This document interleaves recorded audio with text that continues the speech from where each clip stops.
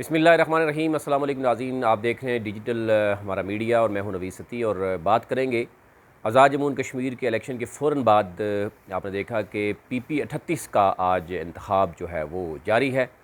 और उसमें तहरीक इंसाफ और मुस्लिम लीग नून के दरमियान और डू और डाई की सिचुएशन जो है वो नज़र आ रही है। इससे पहले ये सीट रवायती तौर पर मुस्लिम लीग नून के पास रही है और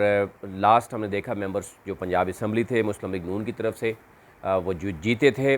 57,000 से ज़्यादा उन्होंने वोट लिए थे और तहरीक इंसाफ ने 2018 में 40,000 वोट लिए। तकरीबन 17,000 से लीड पर जो है मुस्लिम लीग नून जीती थी और उसके बाद जो मेंबर पंजाब असम्बली थे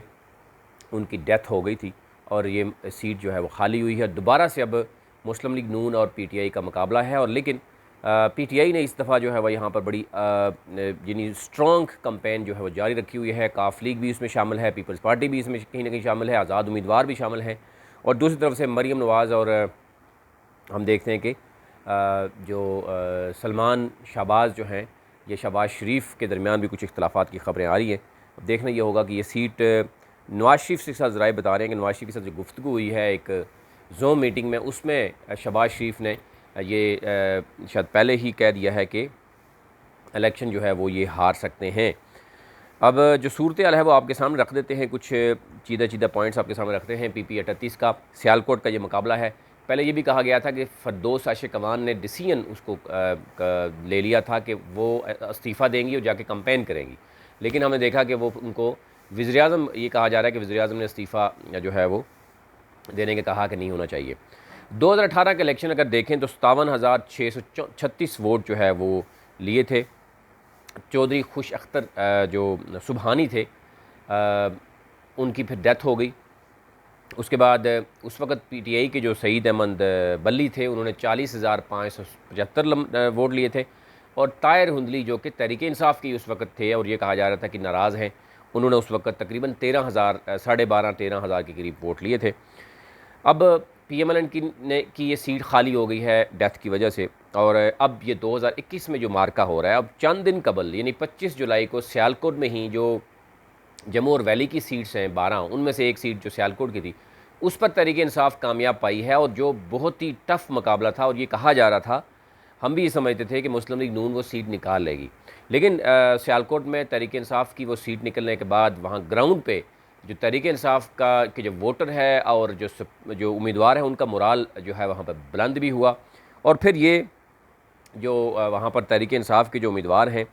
वो सिर्फ तहरीक इंसाफ के उम्मीदवार नहीं हैं बल्कि वो काफ लीग के उम्मीदवार भी हैं और ये भी कहा जा रहा है कि बाकी दीगर जो पार्टियाँ हैं उनसे भी उनकी हमायत हासिल है और साथ साथ पीपल्स पार्टी से भी। अब ये देखना होगा कि क्या सूरत हाल होगी। एहसन सलीम बरियार PTI के ये इस वक्त उम्मीदवार हैं। इससे पहले जो उम्मीदवार क्योंकि कवरिंग कैंडिडेट थे, इससे पहले जो सियालकोट चैम्बर के सदर भी थे उनको नायल कर दिया गया क्योंकि उनके पास ड्यूल नेशनलिटी थी और उन्होंने छुपाई और वो इसलिए जो है वो फैसल वावडा की तर्ज पे उनका मामला था, लेकिन हाई कोर्ट ने उनको जो है वो नायल करार दे दिया। पहले जो है वो इलेक्शन कमीशन ने करार दिया। अब मजबूरी के तहत आप समझें कि ये जो एहसन सलीम बारियार ये जो नौजवान लड़का है ये लड़ रहा है, लेकिन इसकी दो तरह की रिश्तेदारियां हैं। एक कि इनके वालिद जो हैं वो मुस्लिम लीग काफ के यहाँ पे सदर रहे, तो काफ लीग के जो इस वक्त स्पीकर हैं बहुत ही अहम मामला यहाँ पे देख रहे हैं, वो इस इलेक्शन को ख़ुद देख रहे हैं। दूसरी तरफ जो चीफ सेक्रेटरी हैं जो पंजाब में, उनके ये साहबजादे भी हैं, तो ये दो बड़ी मजबूत इस वक्त उन दोनों के लिए जो है वो डू एंड डाई की सिचुएशन है कि अगर यहाँ तहरीक इंसाफ हार गई सूरत हाल में तो फिर ज़ाहिर है काफ लीग PTI यानी सियालकोट में मुंह दिखाने के काबिल नहीं रहेगी। ये अंदरूनी जो जंग चल रही है वो ये कहा जा रहा है। फिर उसके बाद हम देख रहे हैं कि मलिक फ़हीम हैं TLP के यहाँ पर वो भी इलेक्शन लड़ रहे हैं। टोटल जो वोट बैंक है वो अभी 2018 से अभी बढ़ चुका है, तकरीबन कुछ बताया जा रहा है कि 15-20 हज़ार वोट बैंक जो बड़ा है। अब वो वोट बैंक है 2,33,422 वोट बैंक है और इसमें मेल वोट बैंक है 1,28,000 और 1 लाख जो है वो जो फ़ीमेल वोट है 1,28,000 ये है और 1 लाख के समथिंग जो है वो फ़ीमेल वोट बैंक है। यहाँ पे टोटल पोलिंग स्टेशन 165 हैं। हसास तरीन पोलिंग स्टेशन यहाँ पर 30 है और मज़ीद भी कहा जा रहा था कि कुछ एरियाज़ में जो है वो पुलिस और रेंजर जो है वो भेजी जा रही है। आज अभी तक मामला स्मूथ चल रहा है और टोटल ओवरऑल देखें तो ये कि पंजाब स्पीकर पंजाब जो हैं चौधरी परवेज़ इलाही, ये उनकी बका का मामला भी है और वो भी यहाँ पे हैं। ओवरऑल आप देखें तो मेरे पास ये PP 38 एक जो सियालकोट 4 है उसका तहरीक इंसाफ का एहसन सलीम है और बिलाल असलम है यहाँ पर आज़ाद, तारक सुबहानी है मुस्लिम लीग नून से, अकील कैसर हैं ये भी आज़ाद हैं, फ़हीम मुश्ताक हैं, मोहम्मद साजिद सलीम हैं, मोहम्मद सैफुल्लाह बाजवा हैं, नजमुल हसन है। ये वो जो लिस्ट पूरी है वो है, लेकिन आप मेन जो यहाँ पर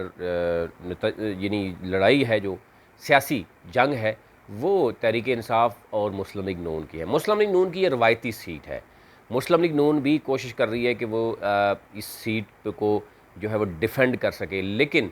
ग्राउंड रियलिटी जो बता रही है और जो सूरत-ए-हाल है और इस वक्त जोड़ तोड़ उरूज पे है, जो कि पहले हमें देखने में नज़र आया था कि तहरीक इंसाफ अकेली थी, उसकी जो आज़ाद उम्मीदवार यानी जिस दूसरे शख्स को वोट टिकट नहीं मिला था वो भी आज़ाद हैसियत में जो है वो इलेक्शन लड़ा था। तो यूँ तहरीक इंसाफ को उस वक़्त भी अगर हम देखें तो तकरीबन जो है वो 52-55 हज़ार के करीब वोट पड़ा था, लेकिन क्योंकि उस वक़्त इख्तलाफात थे, जिसको वोट दिए टिकट दिया गया, दूसरा जो है वो उसके ख़िलाफ़ खड़ा हो गया। अब सारी सूरत-ए-हाल जो है वो देखी गई है तो वो उनको इकट्ठा कर लिया गया है। अब देखना ये होगा कि काफ लीग और पीपल्स पार्टी PTI मिलकर ये सीट निकालने में कामयाब होते हैं या नहीं होते। और दूसरी तरफ एक मैसेज दिया जा रहा है कि अब क्योंकि जिस तरीके से गिलगित बल्तिस्तान का इलेक्शन आल्दो मुश्किल वक्त में जीता, आज़ाद जम्मू कश्मीर के इलेक्शन ने दोबारा से तहरीक इंसाफ को वो जो एक दोबारा से ज़िंदा करने की कोशिश की, जो तहरीक इंसाफ को पंजाब में ख़ुसूसी तौर पर ज़िमनी इंतखाबात में शिकस्त दर शिकस्त जो है वो हम देखने में नज़र आई। अब की बार सियालकोट जो है वो अगर वो तहरीक इंसाफ ही समझ दिया, अगर वो जीत गए तो डेफिनेटली वो एक मोमेंटम मौजूद है और मैसेज बड़ा क्लियर होगा। और अगर तहरीक इंसाफ सियालकोट की सीट हार जाती है तो जो तहरीक इंसाफ की जो जीत है कश्मीर में उस पर भी सवाल उठेंगे और बहुत सी चीज़ें सामने आएंगी। अभी तक जो हमारे ज़राए बता रहे हैं उसमें तहरीक इंसाफ को बहुत हद तक जो है वो बढ़तरी हासिल है कुछ मामलात में, और अंदरूनी जो एक लड़ाई है मुस्लिम लीग नून की, उसमें भी नवाज़ शरीफ को जो एक अंदरूनी जो तौर पर बताया गया है शहबाज शरीफ और मरीम नवाज़ की तरफ से, उसमें ये बताया गया है कि उनको मुश्किलात हैं सियालकोट के मामले में और वो सीट हार सकते हैं। और देखना यह है, चंद घंटे ही बाकी हैं, चीज़ें सारी आपके सामने आएंगी। लेकिन दोनों पार्टीज़ के लिए यहाँ पर डू और डाई की सिचुएशन है, लेकिन तहरीक इंसाफ के लिए ये ख़तरनाक सूरत-ए-हाल है कि अगर वो ये सीट हारते हैं तो इसका मतलब ये है कि उनका अभी तक जो